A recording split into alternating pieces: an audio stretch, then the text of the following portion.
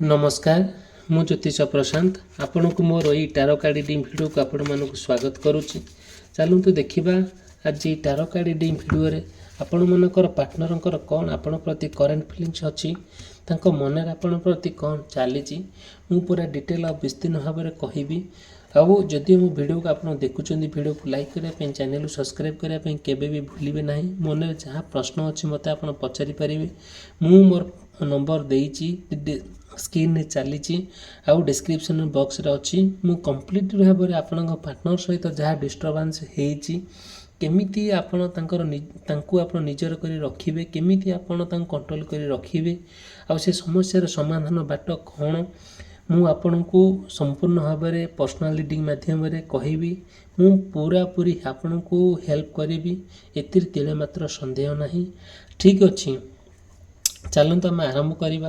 आपण पार्टनर आपण को नहीं कौन भावुंट मन में आपण प्रति कौन चली कहीं बार बार किसी ना किसी कथा को नहीं कि सी माने आपण को विरक्त होउचंदी चिड़ुचंदी अभिमान करूचंदी आपण सहित कौन संपर्क काटी दौरान आपण सहित संपर्क काटी देकी आउ का सहित माने जड़ित होगी रोचंदी थर्ड पार्टी एंट्री करी आपण दुई जन भितर थर्ड पार्टी असल विलियन होगी आपण दुई जन भितर एंट्री करी जोटा कि आपण से बहुत चिंतामग्न अच्छा धीरे धीरे आपण पार्टनर सहित आपणकर एबे कौन से संपर्क रही नाही आउ एबे तांक सहित कंटाक्ट हो पारु नाही कि आपण चाहिए कंटाक्ट करने करि पारु नांती। जदि भी एमती किसी प्रोब्लेम होउची तांको मन में आपण प्रति कौन चली मन में आपण प्रति कौन लव फिलिंग्स अच्छी कौन लव इमोशन अच्छी आउ मु पूरा वीडियो रे कहबी।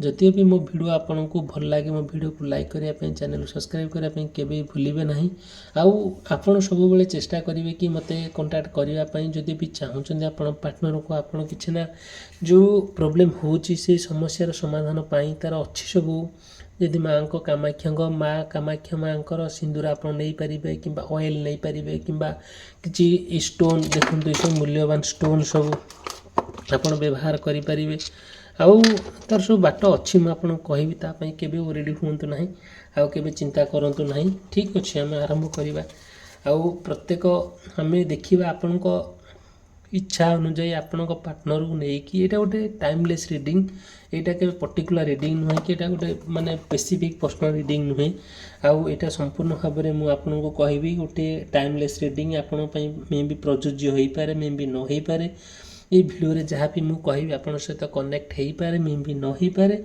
जदि भी आपन चाहूँ आपन पार्टनर विषय जानापी मत आप कंटाक्ट करेंगे मु डिटेल आपन को कहीदे पारि ए केबे तिले मात्र संदेह नहीं। जदि आपणकर कि पार्टनर मेष राशि वृष राशि मिथुन राशि कर्कट राशि सिंह राशि कन्या राशि तुला राशि पिछा राशि धनु राशि मकर राशि कुंभ राशि और मीन राशि होता है बहुत गुड़े कथा आप सहित आदि कनेक्ट हो पारे मे भी न हो पारे तथापि देखा किसी ना कि कथा को लेकिन आपणकर जो माने डिस्टर्बांस होती आपण को लेकिन आपण पार्टनर को लेकिन जी आप खुशी होगा कथा नहांती आउ जी आप माने आनंद रहा कथा नहांती बहुत दुख कष्ट आउ जंत्रणा समयटा को अतिवाहित करुँच दिन गुड़ा को काटुंट ना आपन को किसी भल लगुच किसी कम करने ना कौन किसी भी करने भल लगुना। देखु आम प्रत्येक कार्ड गोटे गोटे कि मुझे कार्ड रे जहाँ भी आसूची मुझे ही कहबी। देखो फास्ट कार्ड रे आसूची सेकेंड फास्ट तीनोटी कार्ड नेबी आउ 3 नंबर कार्ड भी नेली। देखंतु माने ये कार्ड आमको कौन कौन सब वर्णना करुँची कौन ए कार्ड आमको कहूँ देखो किसी ना कि कथा मुझे आपन को कहूँ जिते बड़े आप पार्टनर को ना किए जड़े कंट्रोल कर रखुची जोटा कि आपन को ना से कथा शुणिले आप भारी खराब लगे भारी विरक्त लगे बहुत मन दुख हम से ना आपण पार्टनर उपर जी आप अधिकार अच्छे से अधिकार आपन किए छड़े नहीं सते जमी आपण को माने खराब लगी बहुत कष्ट लगी आपन से कथा को लेकिन बहुत माने कौन माने खंडा धारे चलला भाई आपन को फिल हो लगुच कि आपण କୌଣସି କଥାକୁ ନେଇକି ଆପଣଙ୍କ ପାର୍ଟନର ନା ଆପଣଙ୍କଠାରୁ ଦୂରେଇ ଯାଇ ଆପଣଙ୍କ ସହିତ ସମ୍ପର୍କ ସମ୍ପୂର୍ଣ୍ଣ କାଟି ଦେଇଛନ୍ତି, ଆପଣଙ୍କ ଠାରୁ ଆଉ ଦୂରେଇ ଯାଇକି ଆଉ ଗୋଟେ ଥାର୍ଡ଼ ପାର୍ଟି ସହିତ କନେକ୍ଟ ହେଇକି ରହୁଛନ୍ତି। କିଛି ନା କିଛି ପ୍ରୋବ୍ଲେମ୍ ହେଇଛି ଯେଉଁଟାକି ଆପଣଙ୍କ ବିଷୟରେ କିଏ ଖରାପ ଇନଫର୍ମେସନ୍ ମେ ବି ଦେଇଛି, କି ଆପଣଙ୍କୁ କିଏ ନା କିଏ ଖରାପ କରିଦେଇଛି, ଯେଉଁଟାକି ଆପଣ ପାର୍ଟନର ସମ୍ପୂର୍ଣ୍ଣ ଭାବରେ ବଦଳି ଯାଇଛନ୍ତି। ସେଥିପାଇଁ ନା ଆପଣ ଏ କଥାକୁ ନେଇକି କିଛି ଡିସାଇଡ଼୍ କରିପାରୁନାହାନ୍ତି ଉପଯୁକ୍ତ ଠିକ୍ କେଉଁଟା ହେବ କେଉଁଟା ଭୁଲ, ଏସବୁ ଜିନିଷ ପ୍ରତି ଆପଣ ବହୁତ ପ୍ରାଧାନ୍ୟ ଦେଉଛନ୍ତି। ସେଥିପାଇଁ ଆପଣ ଚାହୁଁଛନ୍ତି କି କ'ଣ ଆର ବାଟ ହେଇପାରିବ, ସମସ୍ୟାର ସମାଧାନର ବାଟ କ'ଣ ହେଇପାରିବ। ଠିକ୍ ଅଛି, ତା'ର ବାଟ ଅଛି ଆଜ୍ଞା, ମୁଁ କହିବି ଆପଣଙ୍କୁ, ଆରମ୍ଭରୁ କହିଛି, ଏବେ ବି ମଧ୍ୟ କହୁଛି। ଦେଖନ୍ତୁ, ଆପଣଙ୍କ ଭଲ ପାଇବା ପ୍ରତି ଆପଣ ଯେତିକି ବିଶ୍ୱାସ ଅଛି ନା, ଆଉ ସେତିକି ମାନେ ଆପଣ ଭାବିପାରିବେ ନାହିଁ। ଆପଣ ଭଲ ପାଇବା ପ୍ରତି, ଆପଣ ପାର୍ଟନର ପ୍ରତି ଆପଣଙ୍କର ଅହେତୁକ ବିଶ୍ୱାସ, ଅହେତୁକ ସ୍ନେହ, ଶ୍ରଦ୍ଧା, ସମ୍ମାନ ମଧ୍ୟ। ସେଥିପାଇଁ ଆପଣ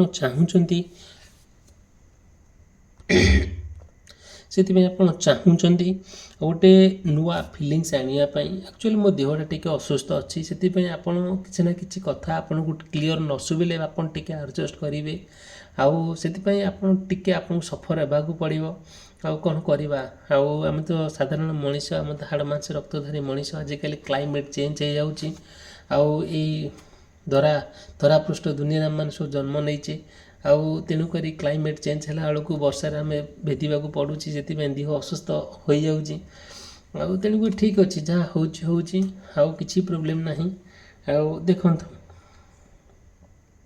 ଯେତିକି ଆପଣଙ୍କର ଯେଉଁ ଇଣ୍ଟ୍ୟୁସନ୍ ଅଛି, କି ଆପଣଙ୍କର ଯେତିକି ଆଗ୍ରହ ଅଛି ଆପଣଙ୍କ ପାର୍ଟନରଙ୍କୁ ଭେଟିବା ପାଇଁ, କି ଆପଣଙ୍କ ପାର୍ଟନରଙ୍କୁ ଗୋଟେ ନୂଆ ପ୍ରପୋଜାଲ୍ ଦେବା ପାଇଁ, ସେସବୁ ଜିନିଷ ପ୍ରତି କାହିଁକି ନା କାହିଁକି ମନରେ କିଛି ନା କିଛି ସନ୍ଦେହ ଆସିଯାଉଛି। ସେ ନୂଆ ପ୍ରପୋଜାଲ୍ ଆପଣ ଦେବା ପାଇଁ ଚାହିଁଲେ ବି ତାଙ୍କ ପାଖରେ ପହଞ୍ଚି ପାରୁନାହିଁ। ଆପଣଙ୍କର ଅନ୍ତରର ଇଚ୍ଛା ସବୁକିଛି ଠିକ୍ଠାକ୍ ହେଇଯାଉ, ବଟ୍ ହେଇପାରୁନାହିଁ। ଦିନକୁ ଦିନ ପରିସ୍ଥିତି ଆହୁରି ମାନେ ଖରାପ ହେଇକା ଯାଉଛି।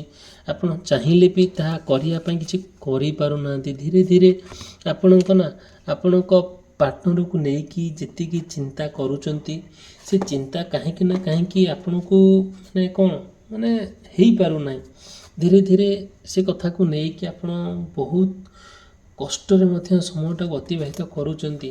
ଆପଣଙ୍କୁ ଲାଗୁଛି କି ଆପଣ ଗୋଟେ ଜାଗାରେ ବସିକି ତାଙ୍କ କଥା ବହୁତ ନୀରବରେ ଭାବୁଛନ୍ତି, ଆଉ ବହୁତ ଗୁଡ଼ିଏ କଥା ତାଙ୍କର ଆପଣଙ୍କୁ ଗୁଳି ମାରିଲା ଭଳିଆ ଲାଗୁଛି। ବହୁତ କଷ୍ଟ ଫିଲ୍ ହେଉଛି, ଯେମିତିକି ଆପଣଙ୍କ ହୃଦୟରେ କିଏ କାଚ ବୋତଲ ପୁରେଇ ଦେଲା ଭଳିଆ ଆପଣଙ୍କୁ ଲାଗୁଛି। ଧୀରେ ଧୀରେ ଆପଣ ଯେତିକି ତାଙ୍କ କଥା ଭାବିକା ଆପଣ ରହୁଛନ୍ତି, ସେତିକି ମଧ୍ୟ ଆହୁରି କଷ୍ଟ ଲାଗି ଯାଉଛି। ଆପଣ ବହୁତ ଇମୋସନାଲି ଗୋଟେ ଡିପ୍ରେସନ୍ ଲେଭେଲକୁ ପଳାଉଛନ୍ତି। ସେତେବେଳେ ନା ଆପଣ ଡିସାଇଡ଼୍ କରିପାରୁନାହାନ୍ତି କେଉଁଟା ଠିକ୍ କେଉଁଟା ଭୁଲ, କ'ଣ କରିବା ଉଚିତ କେଉଁଟା ନ କରିବା ଉଚିତ ବୋଲି ଆପଣ କିଛି ଭାବିପାରୁନାହାନ୍ତି।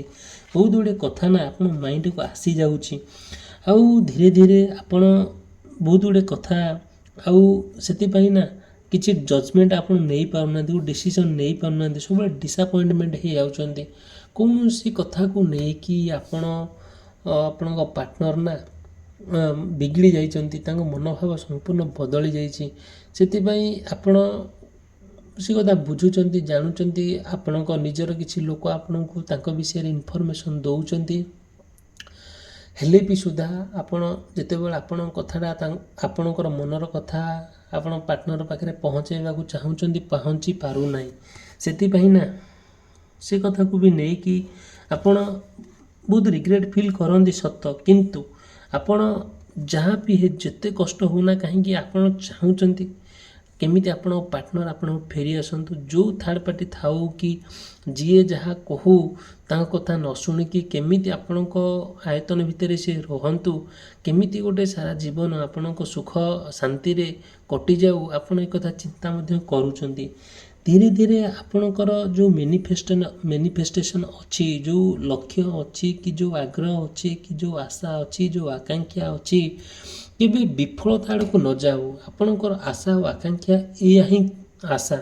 ଆପଣ ଭାବୁଛନ୍ତି ଯେତେ ଯାହା ହେଉନା କାହିଁକି ଗୋଟେ ଆପଣ ପାର୍ଟନରକୁ ନେଇକି ଗୋଟେ ନୂଆ କ୍ୟାରିୟର ଆରମ୍ଭ କରିବା, ଗୋଟେ ଭଲ ଜୀବନଯାପନ ଅତିବାହିତ କରିବା ଆପଣ ବହୁତ ଚିନ୍ତା ମଧ୍ୟ କରନ୍ତି, ହେଲେ ବି ସୁଦ୍ଧା ଆପଣ ଯେଉଁ ଯେତିକି ତାଙ୍କୁ ମାନେ ଗୁପ୍ତ କଥା ସିକ୍ରେଟ୍ କଥା କହନ୍ତି, ଯେତିକି ସେ ଶୁଣନ୍ତି ଆଗ୍ରହରେ ସହକାରେ, ଆଉ ନା କିଏ ଶୁଣୁଛି ନା ଆପଣଙ୍କ କଥା ତାଙ୍କ ପାଖରେ ପହଞ୍ଚି ପାରୁଛି।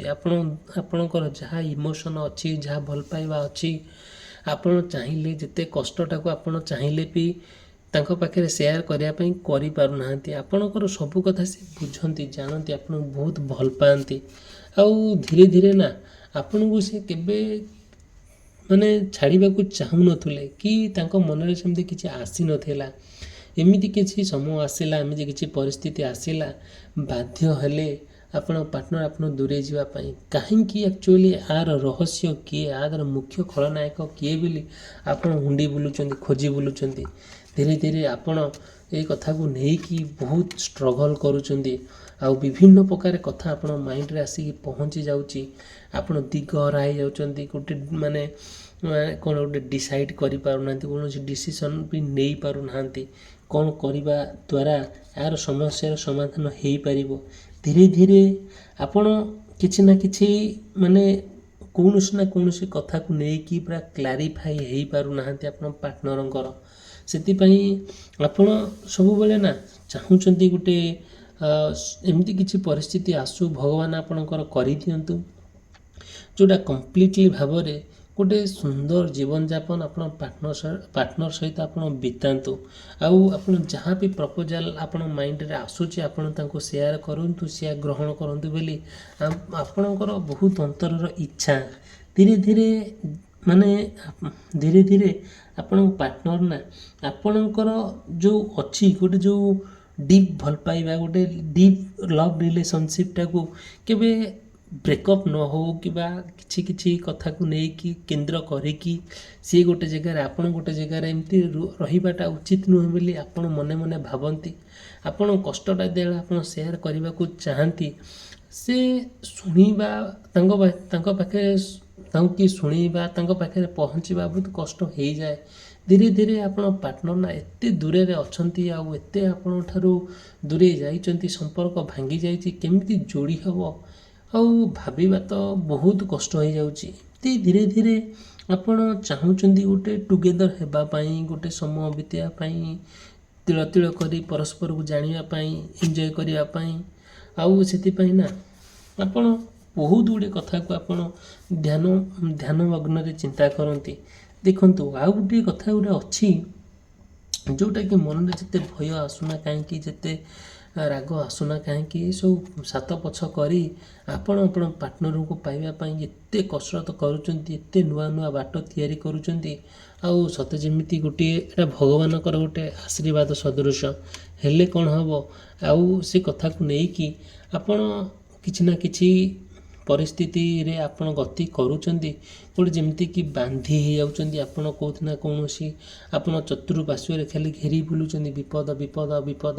ସେଥିପାଇଁ ନା ଆପଣ କିଛି ଡିସାଇଡ଼୍ କରିପାରୁନାହାନ୍ତି, ଆଗକୁ ଗଲେ ବି ବିପଦ, ପଛକୁ ଆସିଲେ ବି ବିପଦ। ତେଣୁକରି ଆପଣ ଏମିତି ବାଟରେ ଅଛନ୍ତି ଗୋଟେ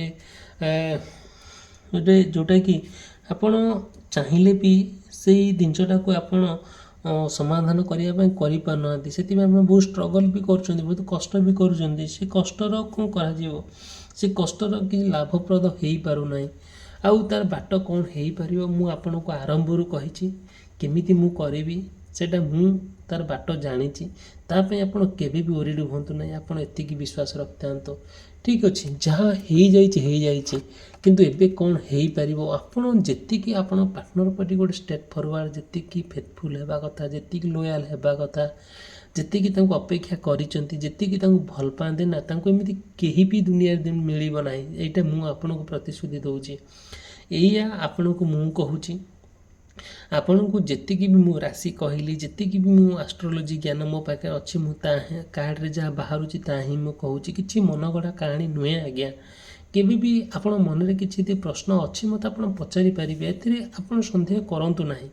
এইটা ଗୋଟେ ଭଗବାନଙ୍କର ଏଇ ଟାରୋ କାର୍ଡ଼ ନା ବହୁତ ଆକୁରେଟ୍ ଜିନିଷ ଆଜ୍ଞା ମିଳେ, ବହୁତ ଆକୁରେଟ୍ ଜିନିଷ, ବହୁତ ଗୁଡ଼ିଏ କାମ ଅଛି। ଏମିତିକି ଆପଣ ପାର୍ଟନରଙ୍କୁ ଗୋଟେ ନିଜର କରି ରଖିବା, କଣ୍ଟ୍ରୋଲ୍ କରି ରଖିବା, ଆଉ ଥାର୍ଡ଼ ପାର୍ଟିକୁ ଆପଣଙ୍କ ଦୁଇ ଜଣ ଭିତରେ ନ ପୁରେଇ ଦେବା, ସିଏ ଆପଣଙ୍କ ଦ୍ୱାରା ପୁରା ବଶୀଭୂତ ହୋଇକି ରହିବା, ଆଉ ଆପଣଙ୍କ ଦ୍ୱାରା ପୁରା କଣ୍ଟ୍ରୋଲ୍ ହୋଇକି ଚାଲିବା, ତା'ର ବାଟ ଅଛି ଆଜ୍ଞା। ଆ ପାଇଁ କିଛି ବି ଚିନ୍ତା କରନ୍ତୁ ନାହିଁ, କେବଳ ଆପଣ ସେଠି କାମ କରିବା ପାଇଁ ପଡ଼ିବ।